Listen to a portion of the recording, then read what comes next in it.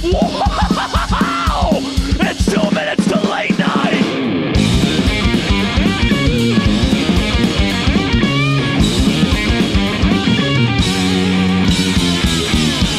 All right, what's up, water from the sink, but it tastes like burnt hair? Welcome to Pod Minutes to Cast Night. Why does the fucking water in Florida taste like burnt hair? Oh, they have, I can actually answer this. It's like an infrastructure project from back in the 70s where they had replaced like traditional water filtration services with burnt hair. Oh my God. That's an episode of South Park, you jackass. You guys were watching South Park in the hotel room, right? It was the only thing that was on. It was still funny, though. Although in reference to jackassy things that Drew and I both watched, we found out independently of one another that we both watched the Pickle Rick episode of Rick and Morty on the plane home from Florida. The difference was you didn't tweet about it, so you did it ironically to nobody. Yeah, just And a Drew life got bit credit. for me. I actually didn't watch it. I did that really psychotic thing that I do on planes where someone is watching something and instead I watch a full episode over someone's shoulder with no sound. I did the whole movie Lucy with Scarlett Johansson like that. Oh my God, I think I did too. I think it was like back in the day where there was only like 3 movies on the plane, and my little iPad thing died, and I was like, I don't feel like watching anything, and then I just accidentally watched all of like Under the Skin. Just on mute. I was just like, and she's walking backwards now, I guess, over a puddle. I did a fair amount of that on the plane out to Florida with the Aladdin movie. And the whole time just like, but why is it Will Smith? Y'all are broken inside. Yeah. And Yeah, Jorb, you and I both did X-Men also. Yeah. Oh boy. Which is oof. Which X-Men? The new X-Men, the River Phoenix. Oh, X-Men River Phoenix. Yeah, that's the one where Jean Grey turns into River Phoenix. Yeah. Yeah, I love It's that. just the movie My Own Private Idaho, but River Phoenix is played by the Game of Thrones lady. But it's the same movie. Still River Phoenix in the movie technically, but it's played. And the bad guy is the Viper Room. Or Pickle Rick. We haven't finished it. I love that. Yeah, Dark Phoenix was awful. Just I don't know. Stop it now. Yeah, just stop making them. I think they are. I think it's Dunzo. Oh, really? Aren't the rights reverting back to Marvel, or no? Is that No, another thing that's happening? not for a long time. It's going to be in limbo forever. Who cares? Yeah. Let's talk about Fest though. Other than the awful shit we do to ourselves on planes. It's just a masochistic tube. That's why I think I'm afraid Before of we get into Fest, we should introduce the elephant in the room who didn't go to Fest. Yeah. Oh no! You got to make an elephant noise. Hey, Okay, so cool. joining us today is a very funny singer. He's in a dope band called the Callous Daoboys. It's Carson Pace, everybody. Hi everyone, I'm Carson Pace, and I'm too gay to drive. Yeah. I am so glad you brought this up because I keep telling people it's homophobic to tell me to get a driver's license and they don't understand what the fuck I'm talking about. Oh, it's just homophobic for my band to ask me to drive the van, because I don't want to. I drink iced coffee year round and I refuse to get a driver's license. Don't at me, America. Hell yeah, Dunkin' Donuts iced coffee, almond milk. Yeah. Okay, all right. Yeah. Hell yeah. Driving is very much it's a straight thing because I feel like the 3 of us we're probably like the type of folks that like when we drive we're like, yeah, we're driving. I do feel very good driving. Yeah. I hate it. Yeah, you just feel bad when I'm driving because you fucking suck. Huh?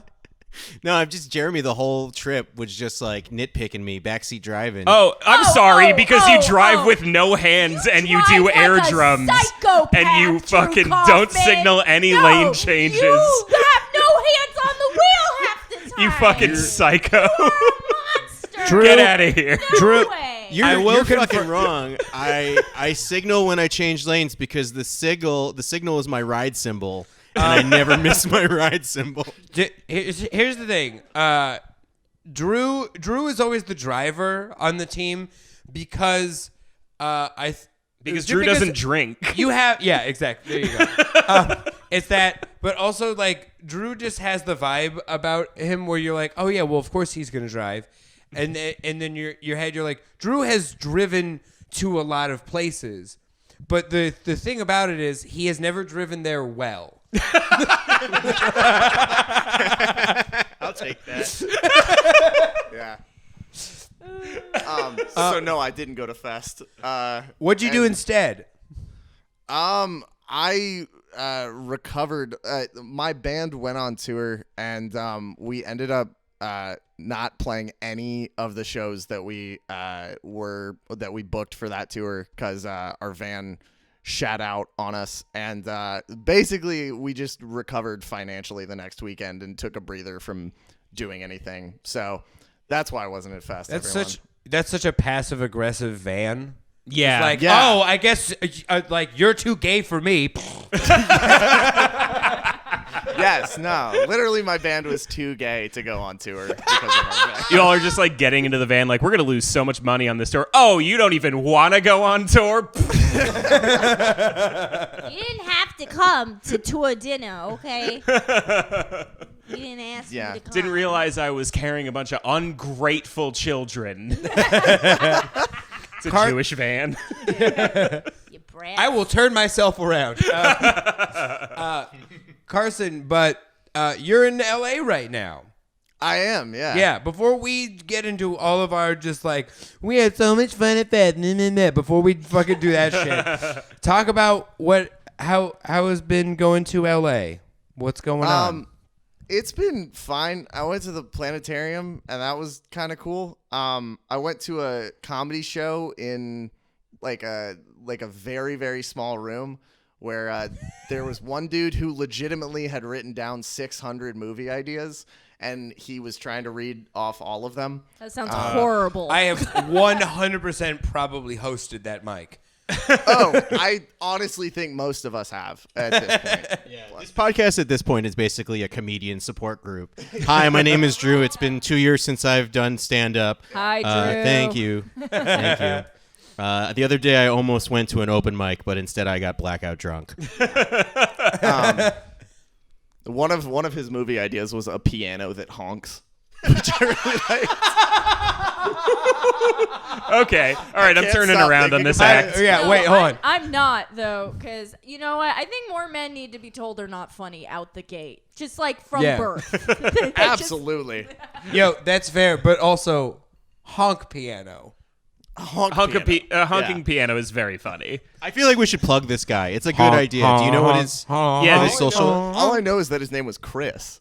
So go support Chris. sounds I right. guess. How much longer Chris are you in D'Elia, LA? everybody. Can Chris you find D'Elia. this guy? It was Chris Pratt, weirdly enough. But It was Chris Catan. I think he's just riding the wave of the Goose Game, and honestly, it's tired.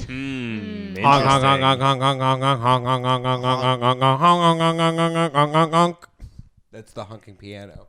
Nice. Chopsticks. For those at home, you can see that Jordan was smashing his keyboard while he was doing that. Jeremy. he probably stopped the recording. No, but I went to the Grove today, and that. Now, what I is did the not Grove? like What are we it. What are we talking about when we're talking about the Grove? It's an outdoor mall in LA. Imagine that. Okay, I thought all of LA was an outdoor mall. Okay, It but is, a more it of is, a but mall. This is just a more of that. It's Okay. just extra mall, and I was like sick. And it's I like also saw we're talking Tyler, about a the Creator's pedestrian store mall today. here, right? Like there's no cars that go through the mall. It's just like a big area that you just walk through. Yeah, there's just like a Macy's and a fountain. Yeah, the big thing about the Grove, though, is around Christmas time, they put fake snow everywhere so that it looks like anywhere else in the world besides Los Angeles. It's really weird. I don't know. They use like potato flakes. I don't know what the fake snow is. I tried to eat it and they stopped me, but it's gross. It's just bubbles. All right. Speaking of being told not to eat stuff, let's talk about Fest, everybody. Yeah. Okay. So we went out to Fest this past weekend. We were there for a wild amount of time, all told. Yeah. We got in a day before Fest because Jordan's Van Halen cover band was playing. Yeah. Halloween. At the Halloween show. I was we played. so scared.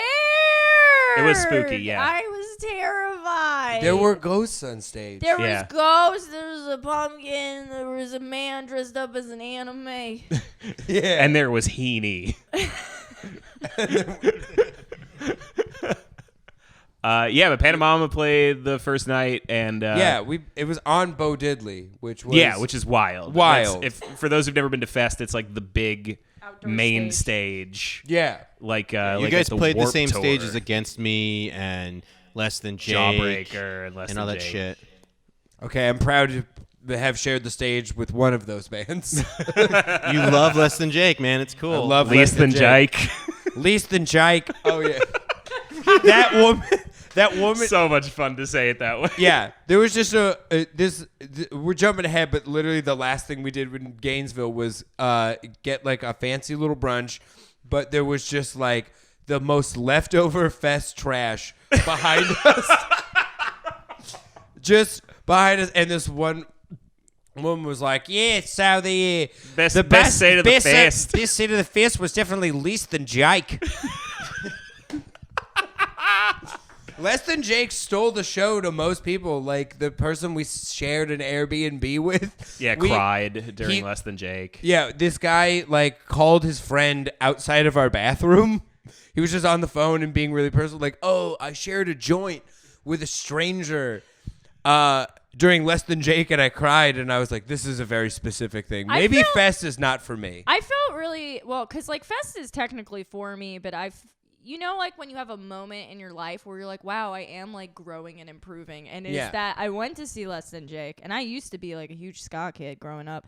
And I sat through 3 songs, and the stage banter was too much for me. Yeah. And I left. They were and talking about went to somebody's mustache for so long. Yeah, and like just like weed's pretty cool. I'm like, and I Weed left. is not pretty cool. I don't remember what band I went to see instead, but I was just like, good job, Katie, growing every day. I think you went over to wrestling, and I came with you, and then I left. No, There wasn't that was wrestling on Friday. that's Sunday.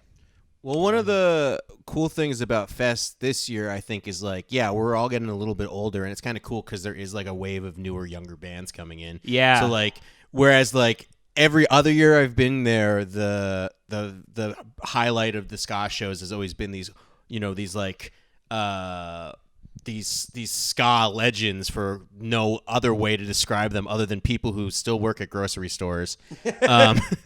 But then there's It's also people like there who was younger work at bands. grocery stores, and then also for some reason like a guy who teaches high school chemistry. Oh, Yeah.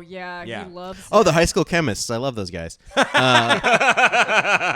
But there was a lot of younger bands there, which I mean that's like what I saw Yeah. a I was bunch like- of new bands this time that like I was super psyched about, and that's like a genuinely cool thing. Definitely Yeah. this year more than last year, I feel like I engaged in the dark arts, meaning music from Florida.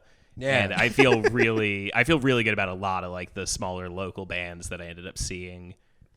Yeah, I only saw a few. Last year I was sick for like most of Fest, and this year I just was like, I'm gonna spend part of the day watching Sopranos in bed. I loved. Drew shot a music video for Pity Party. Yeah, Pity Party was They so were sick. fucking So good. good, yeah. Yeah, really sick. Yeah.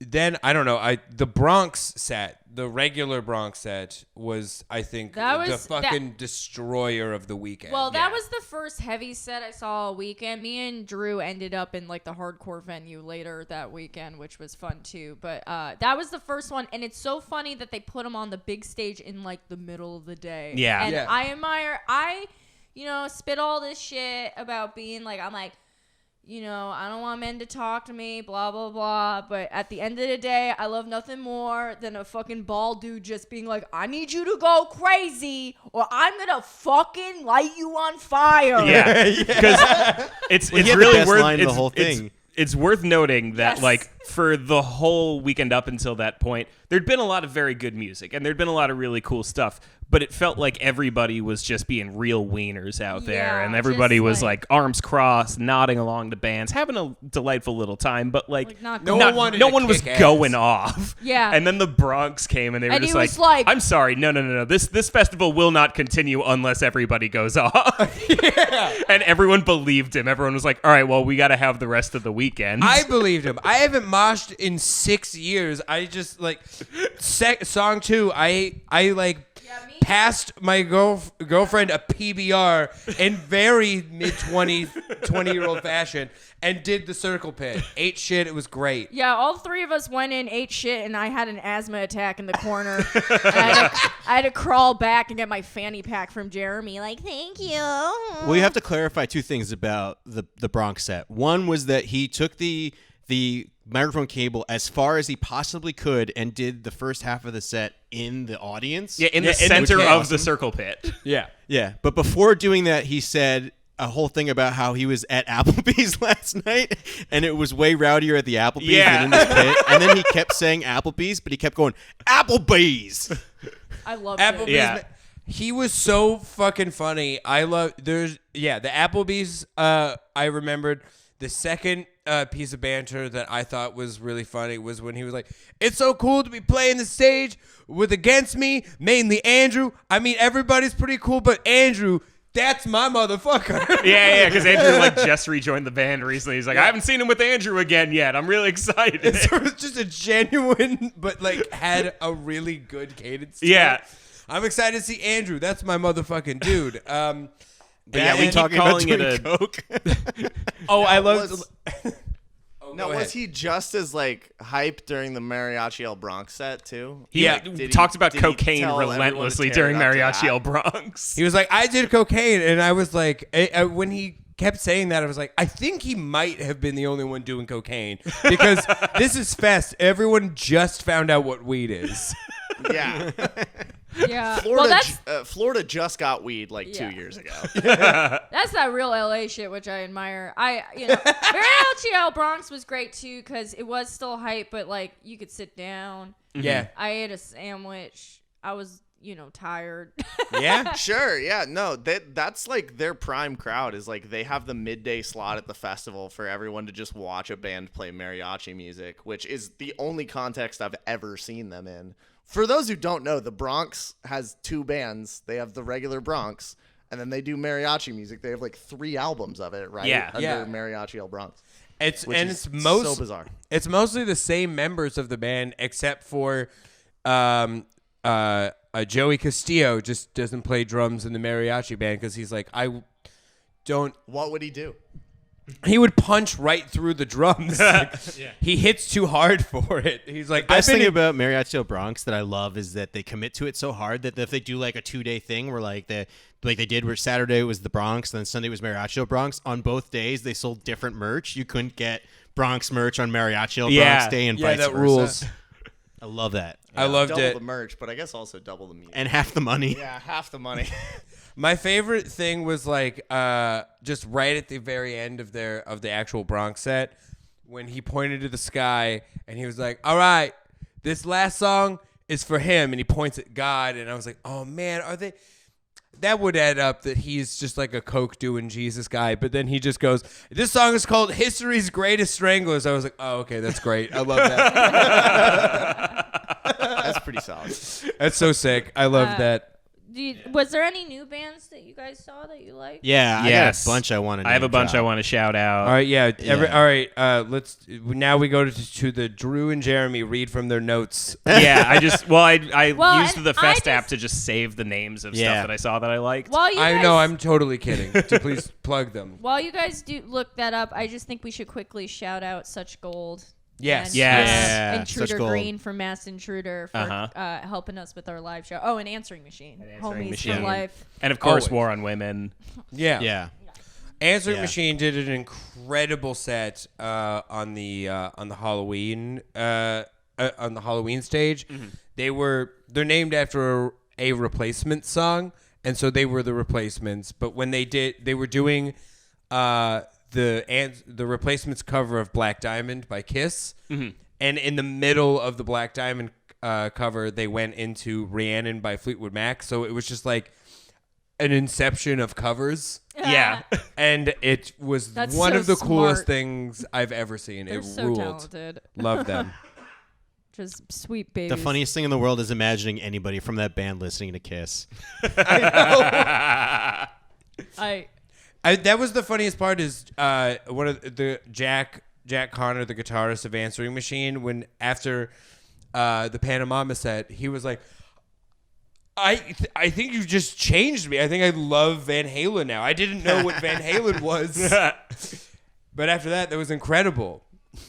All right, so fest bands.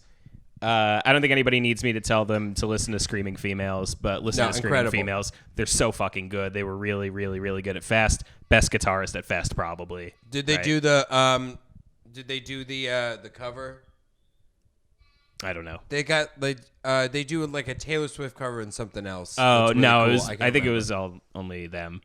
They have a really good cover of Cortez the Killer by Yes. Neil Young. Yeah, It that's- rules. Yeah, that's the one I was thinking of. Yeah. What else? Oh, fucking this one, huge one, Night Witch.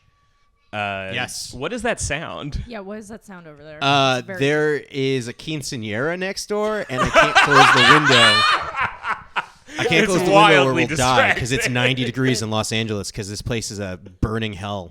Yeah, we gotta perform at a quinceanera, you guys. That would be so fun. we got to do Cannibal Corey's Quinceanera. Mariachi L 2 minutes to late night. With a honking piano. Yeah. Dos minutes to late Nuto. But Night Witch is a band that Katie and I Night saw Witch. because we met their bassist, who was a fan of the show and who was a fan of our other show, and we were like, we'll go see their band because Yeah, that's 'cause- like the nice thing to do when somebody tells you they're in a band. we were just trying to be nice, and it Yeah. turned out they were sick as shit. I expected to politely nod my head along to it. I did not expect the gnarliest hardcore band of the weekend by Yeah. far. It was good. It They gave me were life. so good. Yeah. And unfortunately, I don't know that they're like, I've listened to some of their recordings since getting back, and like, I don't think it has like captured quite like You how gotta see 'em fucking live. amazing they are. You gotta just go see gotta them. See them live. Yeah. That's where it's at. Whenever they're touring, I don't know if they're touring, but whenever they tour, go fucking see them. They're Yeah. so good. Only don't listen to the recorded stuff. Just listen to them on Instagram story because it sounded sick when I was in my bed. When you guys were But that's how bands are gonna drop albums in like 3 years. sick, whatever. I hope so. I really hope so. Droopy? Yeah. Drew, what do you got? You got anything? All right. Hey, what's up? It's Drew Kaufman, America's favorite windmill thrower. Here's all of the hardcore that I saw ruled. Everybody at the Woolly on Sunday was amazing, and specifically Jillian Carter. So Oh good. yeah. They're ruled. They're like this really rad like screamo band, and they're so loud and they're so cool. And Carson. Oh, Jillian Carter played our album release show, and I can also co-sign them. They're fucking amazing. Yeah, Sick. they rule. I took photos of them, and the song was so good. I handed my camera off to the security guard. I was like, "Hold this for a second." I did a stage dive. State Faults was really, really amazing. I've listened to their album since I got back, and dude, their recordings are as good as their live show. They're like this just pummeling. They sound like they kind of like Oathbreaker without all of the slow parts. Oh, Which is sick. dope. And then I saw Graf Orlock again, who I haven't seen in like 10 years, and they're still just the loudest, angriest band. But their whole deal is that they do movie samples in between everything. So, you know, if you want a time machine to back when you had hair and fit in a medium, Graf Orlock rules. And Gouge Away ended the night. And that Gouge Away was cool. so sick. They're Oh, so yeah. good. I finally got my wish and got kicked in the face during that one. Yeah, Gouge Away is sick, and their records are really, really fucking good. I've been listening to them Yeah. nonstop since we got back. They're Yeah. so good. I love Gouge Away too because they're so heavy and brutal, and then it's like the singer is just like, "Thank you for coming out. I'm a little mouse." Don't mind me. I'm 2 feet tall. I'm a little mouse. Also, from the ska show down the street, I got to see Ska 2 Network, and they were really fucking sick. They're really, really fun. And before them was a band I only saw the end of, but like, I mean, this band, they're called Kill Lincoln. I only heard a couple of their songs. They were good, but like I've never seen like after that I went to the hardcore show for the rest of the night. Did not see a crowd go off as hard as they went off for Kill Lincoln, the ska band. Yeah, I dude. think it's Ska just- 2 People went Network, nuts that was for that. insane, the pit. But I think what you're conflating is that children like ska now, like the Yeah. young people, and the young. I don't mean to sound like this, but like they're rediscovering moshing, and like they're like. So that's why you're seeing it also at like Juice World shows and shit like that. Like kids are now popping off, so like they're gonna look for the violence anywhere they can find it, and they're bringing it to ska. I don't know why. Brace yourself for that fourth wave because it's coming. It's coming, baby. Violent ska. Here we go. Real East Coast shit. Let's go.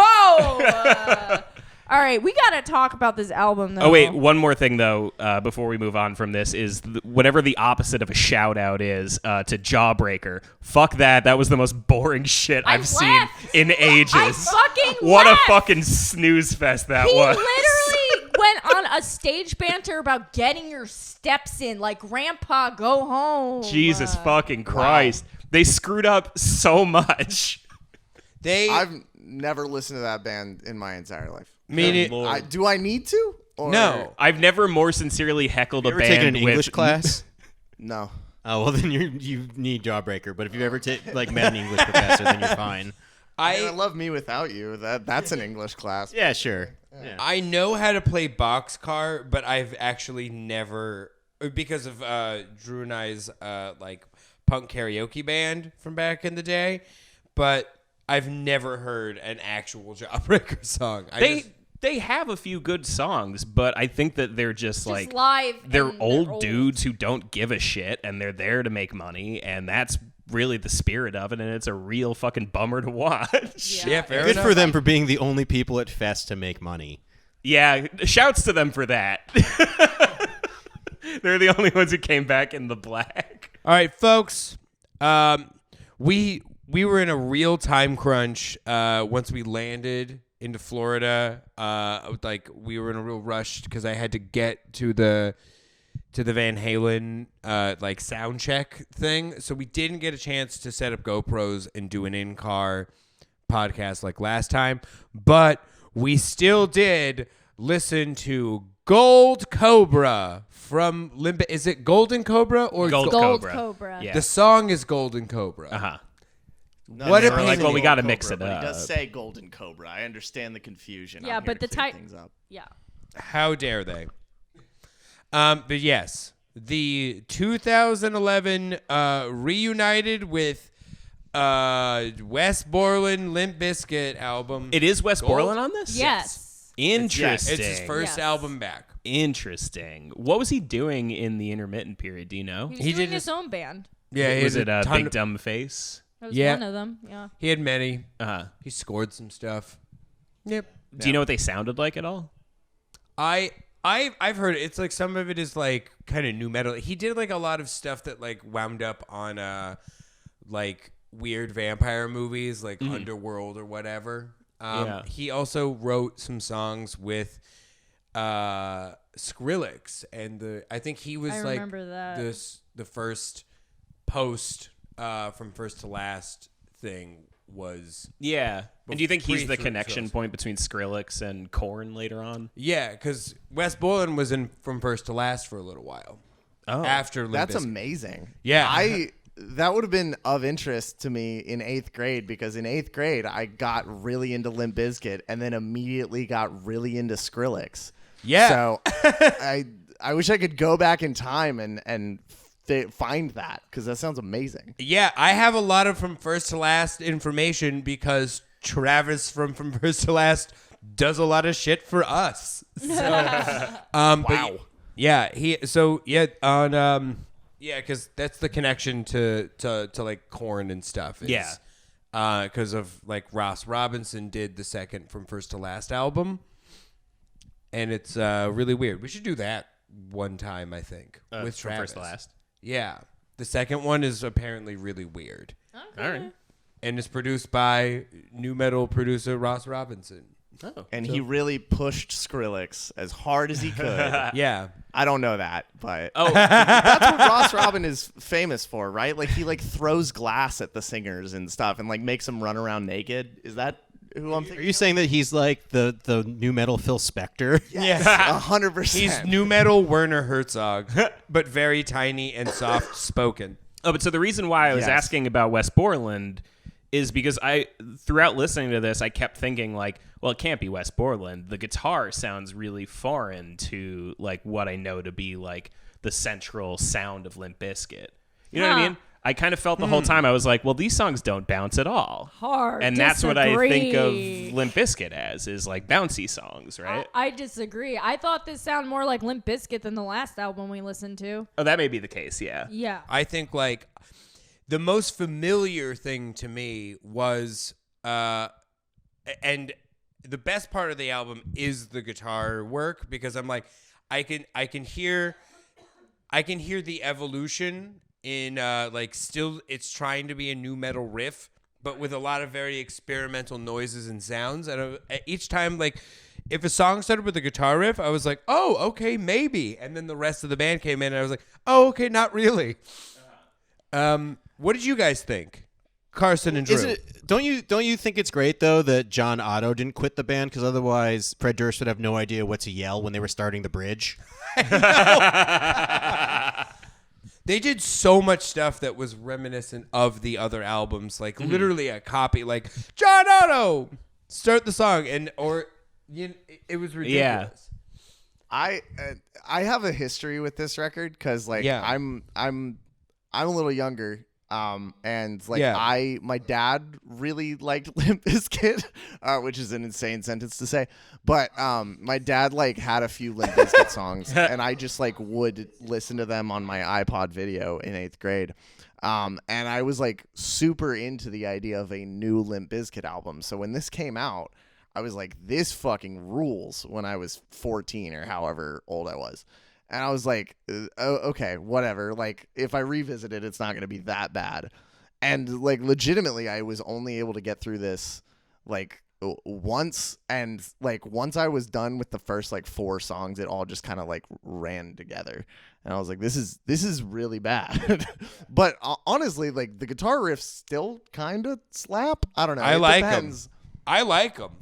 Most of Yeah, them. no, I'm like, I like them. I like them a lot, and the tempo change on "Bring It Back" kind of worked for me. That second song or whatever. The first song is just an intro, I have and it was bad just news, a bunch everybody. of animal noises, and I was like, okay, this is fine. I have bad news. I wasn't. What's up? This album's great, and you're all stupid. Oh, I had a lot of fun with it.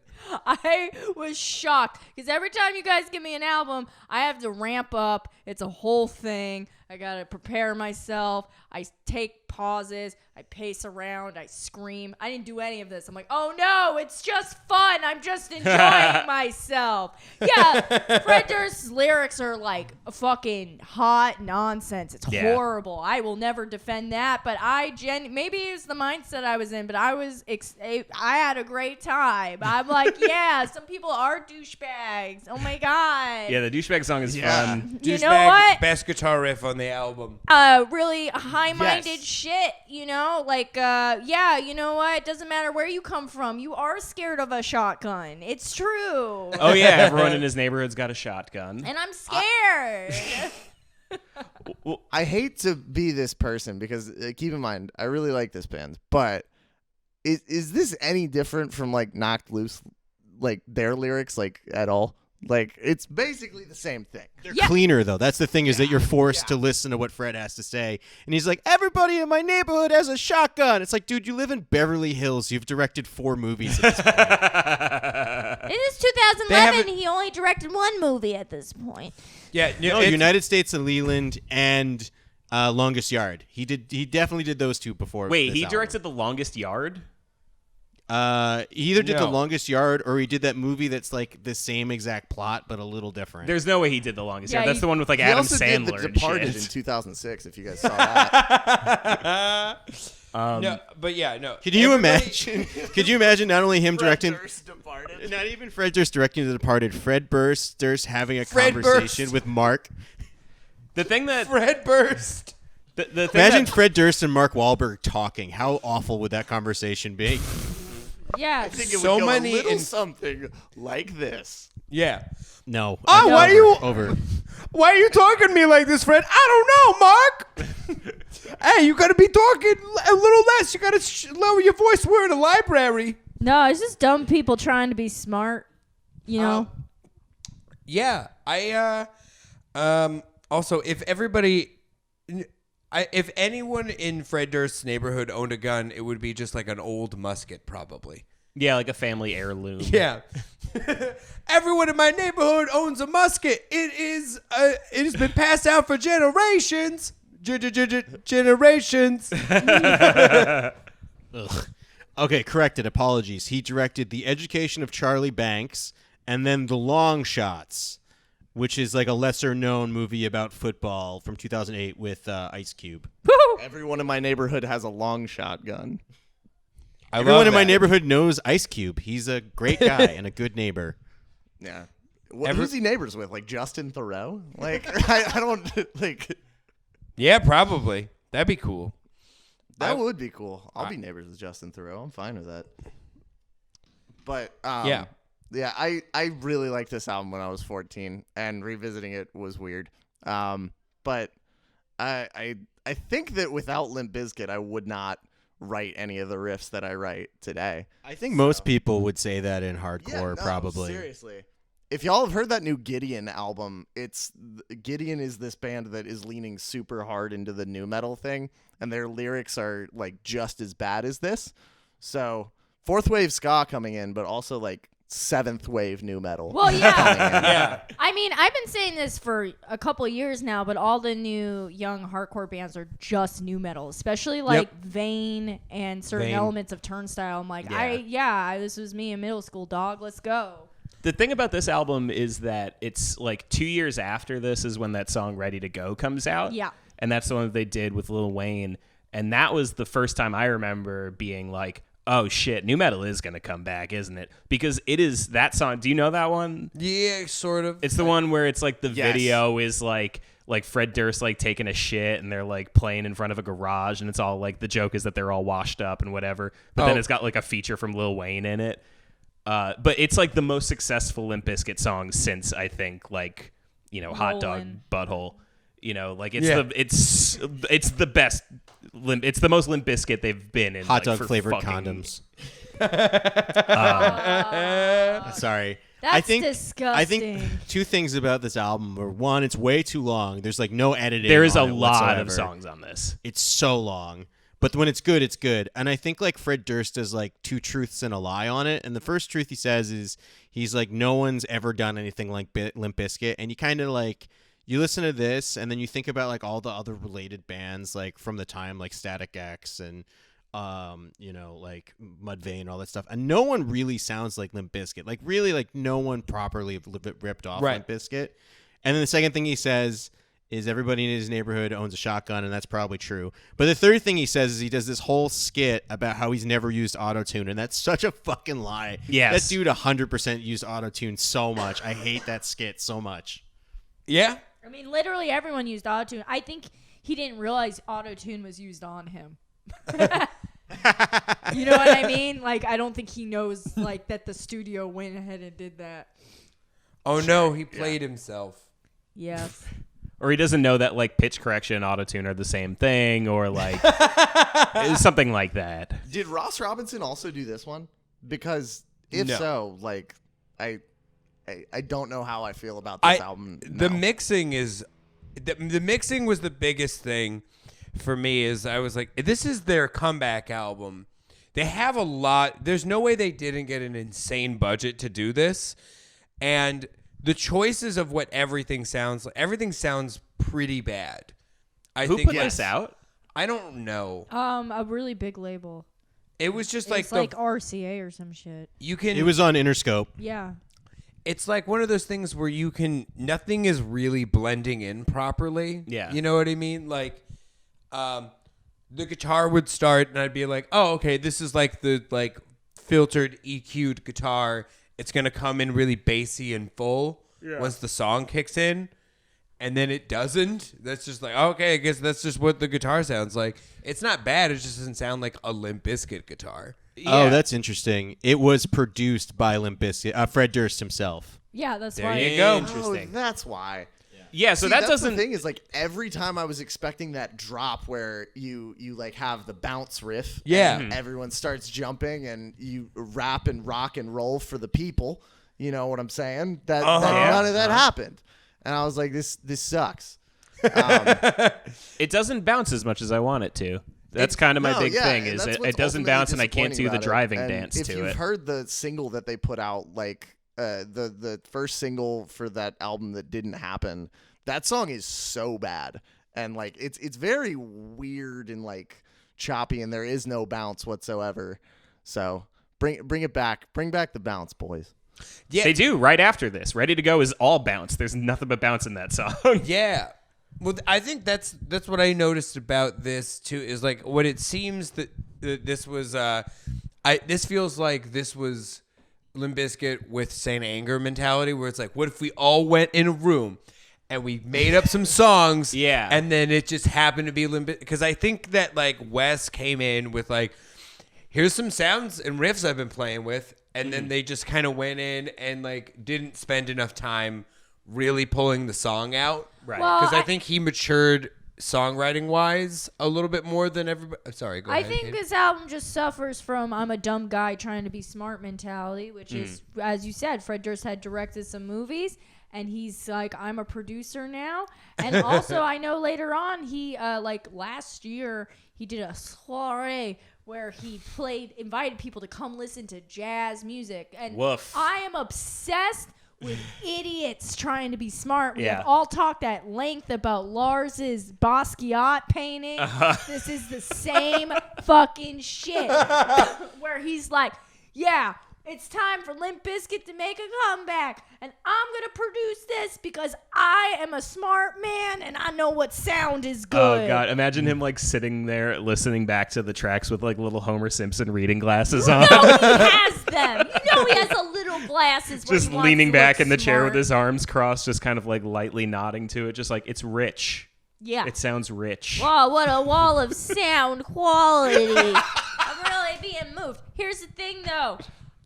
I'm just gonna be stubborn on this episode. I fucking liked it. It was stupid. Maybe my brain's soft from Fest. Plus, I don't know what's going on with me emotionally. I think when it gets cold out, people like to listen to certain kinds of music. Some people are like, it's cold out, let's listen to Smashing Pumpkins. I'm wearing a sweater.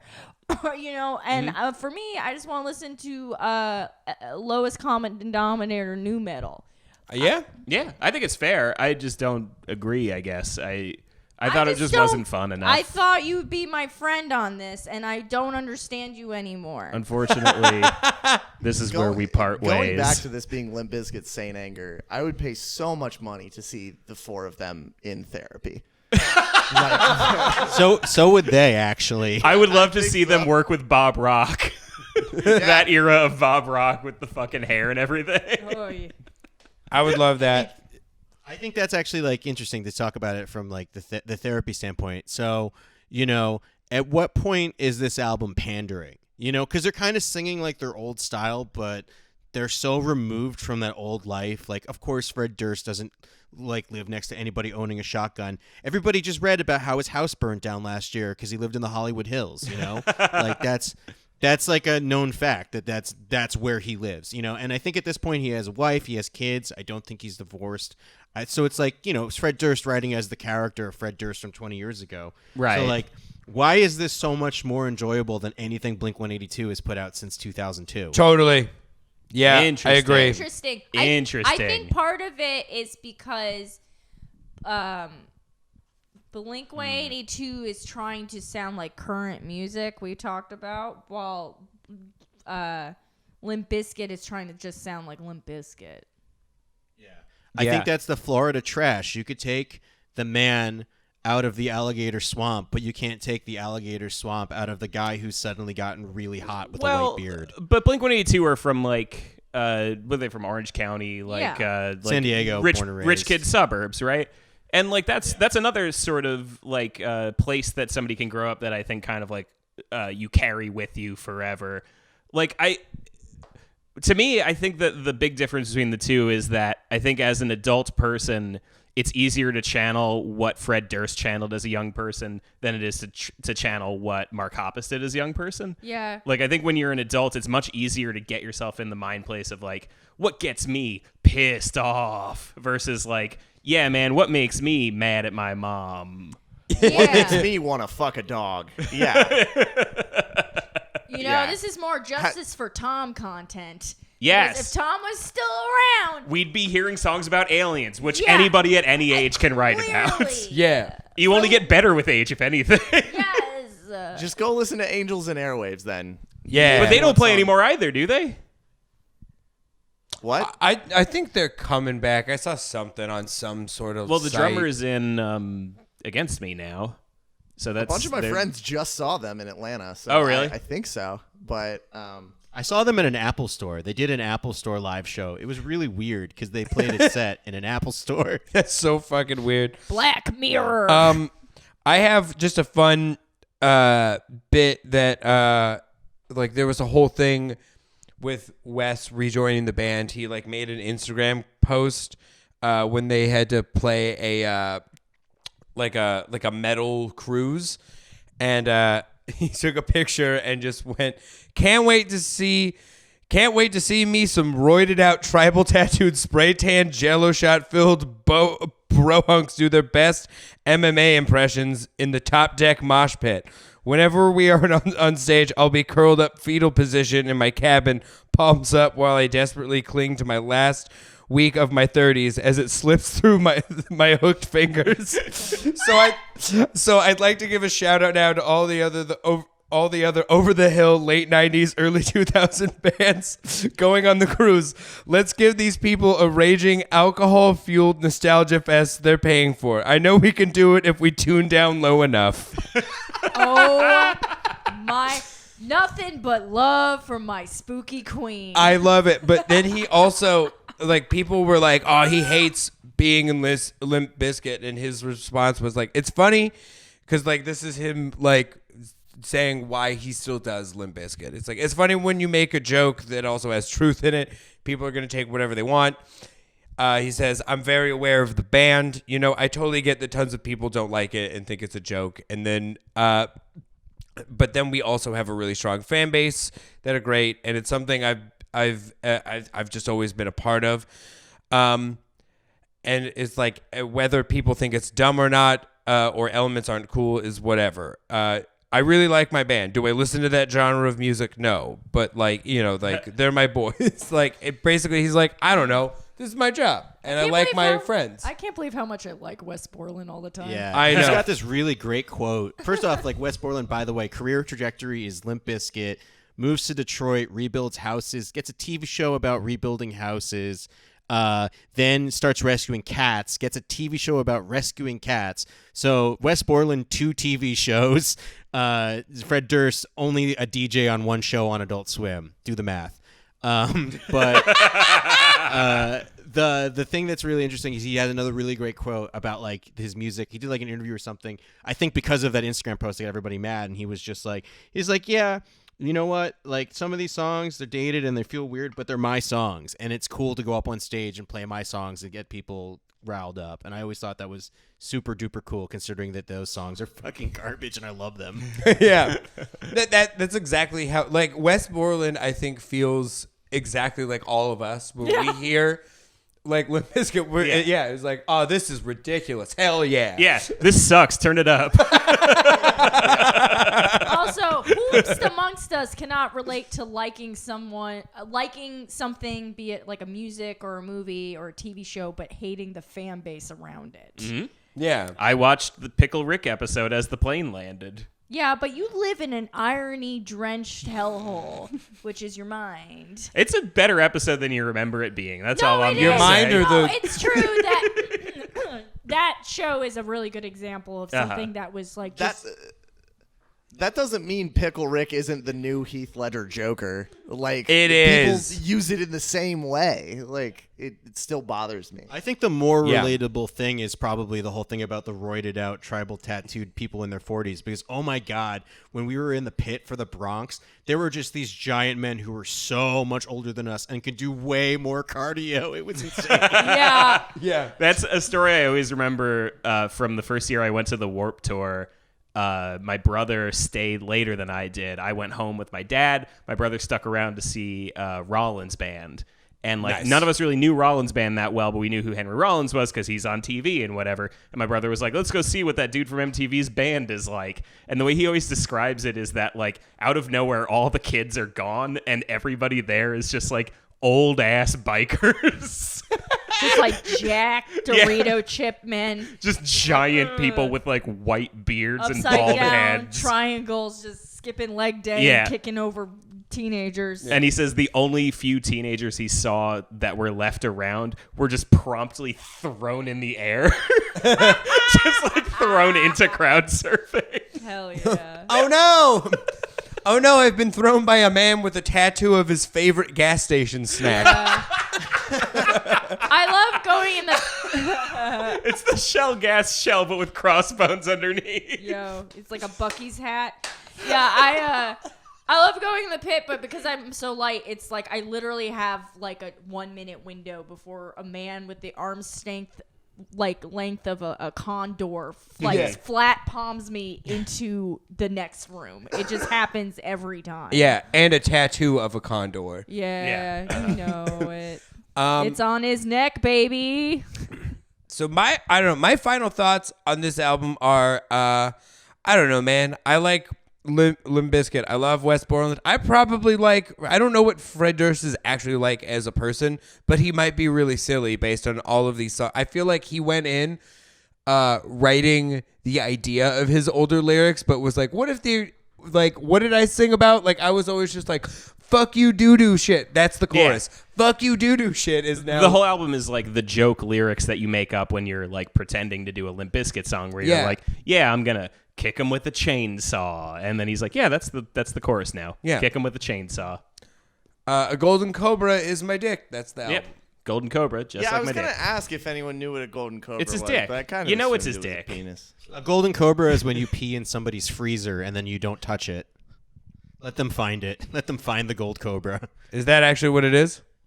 No, I don't know. I thought it was funny. I guess I'll just kill myself. Yeah, I mean, you should- here's the thing. It could have been real. Yeah. It is now. But you know, if you were making a joke, maybe go back and workshop that at the open mic with the movies boy. So here's my movie premise. You pee in a You're freezer. gonna make me relapse and do an open mic. I'm just kidding, Drew. Stay strong. You and I almost got our chips this year. On a completely unrelated note, someone that we know recently posted something about being sober and posted their chips, and I got really jealous because I've been sober for like 3 years and I just like quit drinking, and so no one got me a chip. I want a fucking chip. Yeah. That Oh, sounds we'll get awesome. you a chip. Yeah, I'll get you. What kind of chips you want? You salt and vinegar, baby? Cooler Ranch, baby. Come to my house. I got chips. I don't know any sober Jews that have chips in it because I realized that like AA AA and is stuff. super It's Christian. Christian. Yeah. Yeah. No, You must- can't get chips unless you can't get chips or crackers. Yeah. I think you can surrender to a higher power. It doesn't specifically have to be Christ. So you could like surrender your power to matzo balls if you wanted to. Yeah. Yeah, I guess. Yeah, Help I've me, heard of, like, RoboCop. surrender my power to Fred Durst's Instagram account. Segue. Has everyone seen Fred Durst's Instagram account? Oh, it's excellent. And also, if you tag Fred Durst in enough of your Instagram posts, he will just comment on your shit. Oh, dude, maybe he can be our new Really? Spider. What? Maybe he can be the next Spider-1. I'm telling you, man, I've seen several kids just get responses from Fred Durst. If you just like tag him in enough shit, he's like, great job.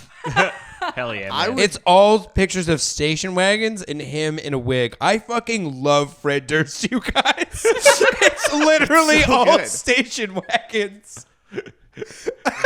Dude, Fred Durst is your friend that like is fun and wacky, and then they try to be serious, but they're not smart enough to truly pull off the serious. You Yeah. know, Dum-dums. like all of us. Yeah.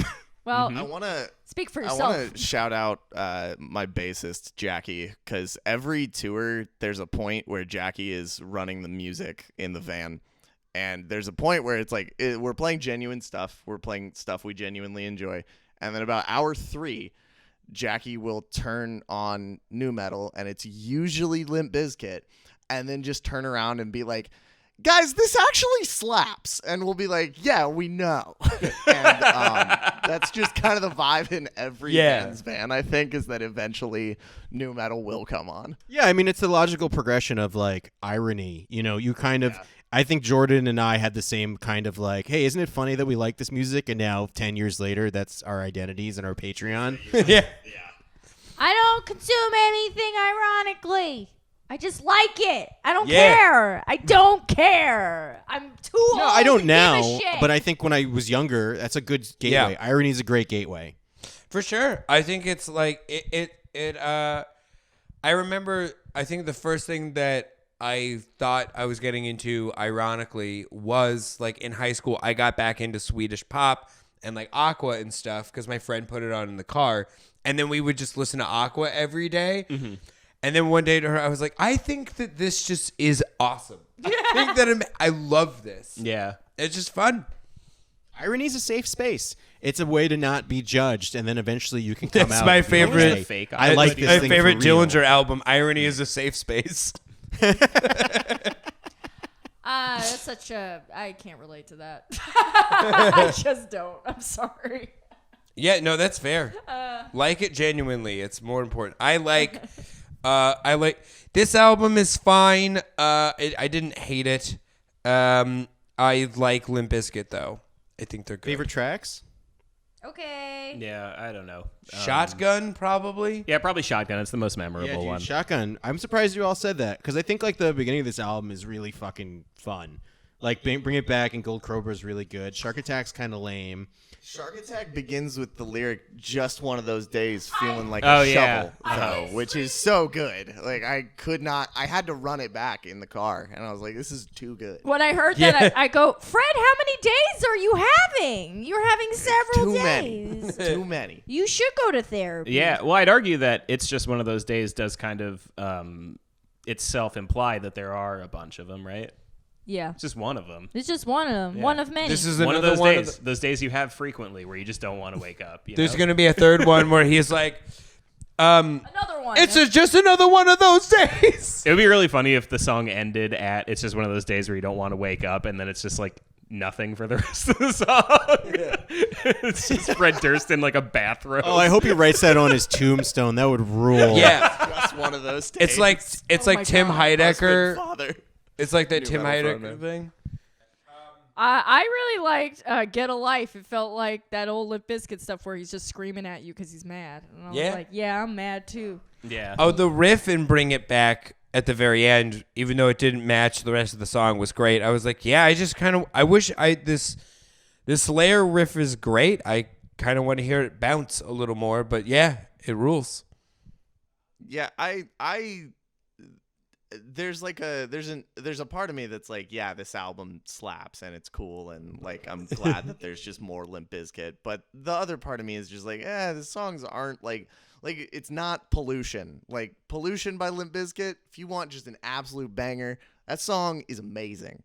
And like pretty much all of Chocolate Starfish, I know way too much about Limp Bizkit. God damn it. But like pretty much all of Chocolate Starfish is really good. But like, Yeah. this just like isn't this. I It isn't that, I should say. Yeah. Yeah, I listened to Chocolate Starfish while running before we did the first Limp Bizkit album on this podcast, and I was like, this is so much fun. It's just like starts off with a 9 Inch Nails diss track. Yes. And I was like, I I think that want- song's amazing. Yeah, that song rules. I was like, I want more high profile diss tracks from like my hardcore bands and stuff. Oh, did you listen to the deluxe version that's on Spotify? Yes. Because that's what I listened to, which is the one that has like 4 more tracks. Yeah. Probably. There's one song where he's like name dropping all the people he knows that come to his barbecues, and he's like, Corey Taylor. Yeah, and like wearing all a these mask. other people. Yeah, that was weird. I don't know why he did that. It's like an old school Eminem thing from back when like Eminem's songs were all just like, man, Tom Green sucks, huh? And also I'm friends with Fred Durst. I love that. My favorite version of that is when Clutch does stuff like that. Like they just have a song that's just a recipe for a crab cake. It's just him singing about how to make it, and it's apparently really good, and it was cute as hell. That's it. I want to start just shouting out other bands in our songs. I don't know what I'd do. It's a very 2002 move. You have to like shout out a band and then go, I haven't heard them, but I've heard of them. I've heard of them, yeah.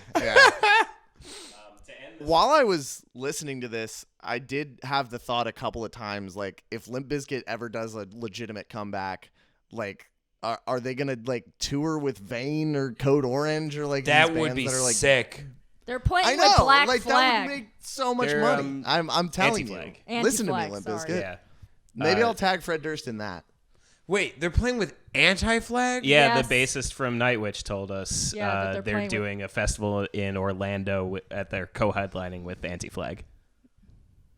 That fucking But it's a rules. festival. It's not. It's a tour. festival. They just- No, they didn't like book it together. That would be insane. Oh my god. Right. I don't think they tour anymore. I think they just do festival shows. Yeah, why would you? Yeah, get paid, They all go have to families bed. and movies to edit. Yeah.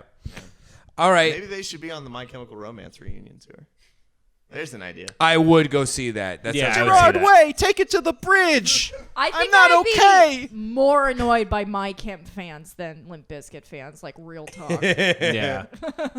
It's Asperger's versus felonies, and I'm Team Asperger's. And I'm you know what? That's some real shit. All right, plugs. Plug Plugs. it. Carson, plug it. Oh shit. I have all my social media deleted, so don't follow me if you find me. Bands. Fuck. Sorry. Yeah, I forgot I'm in a band. Go. Go follow my band on Twitter. It's just at Callous Daoboys, and then on Instagram at the Callous Daoboys, and then go stream us on Spotify. Much like the irony being a safe space, we started as an ironic band, and now we're trying to do this as our day jobs. So go give us some Spotify royalties. Yeah, and you're working Yeah. on something new. Can you talk about it, or? Oh yeah, sure. We're releasing something. We just released a record back in June, but we're working on something else that's coming out really soon. It's all written.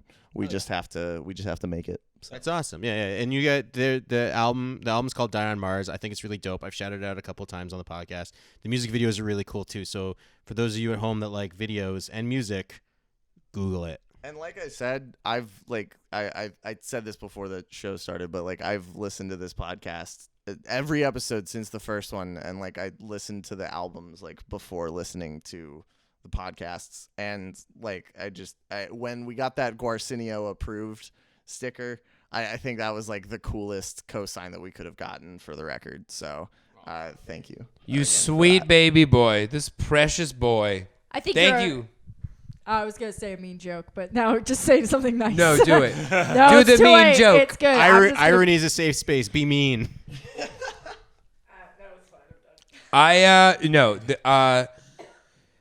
Seriously, we're so happy to have you here because your record is genuinely sick. And we, dude, thank you for listening to all the. I haven't even listened to all these episodes. What are you doing? Yeah, seriously. All I do is write music and listen to podcasts and sometimes work. So I mean, well, I work a lot actually. Okay. Plugs. You can find me on Twitter at Katie Rose or on Instagram at Oh Hello Katie Rose. You can listen to my other podcast, Ballin' Out Super. We watch other shows now. Yeah, we have all sorts of good stuff coming out. So please check in with our main show and our Patreon. Jeremy. Yeah, find me on Twitter at Jeremy Thunder. You heard it. Ballin' Out Super. That's it. Yeah. Drew. This is Drew. You can follow me on everything at Diane_Hellboy and buy my prints. I got Fodies, and you can buy them. Cool.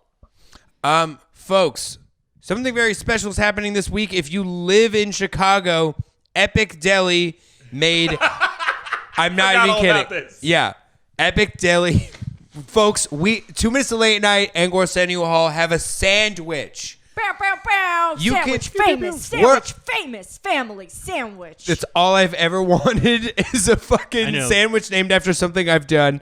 So it's a fucking sick vegan sandwich that you can get at Epic Deli in Chicago, Illinois. Go there. Just go there and check it out because they have everything. It's literally just like a supermarket, I think, but it's all for sandwiches.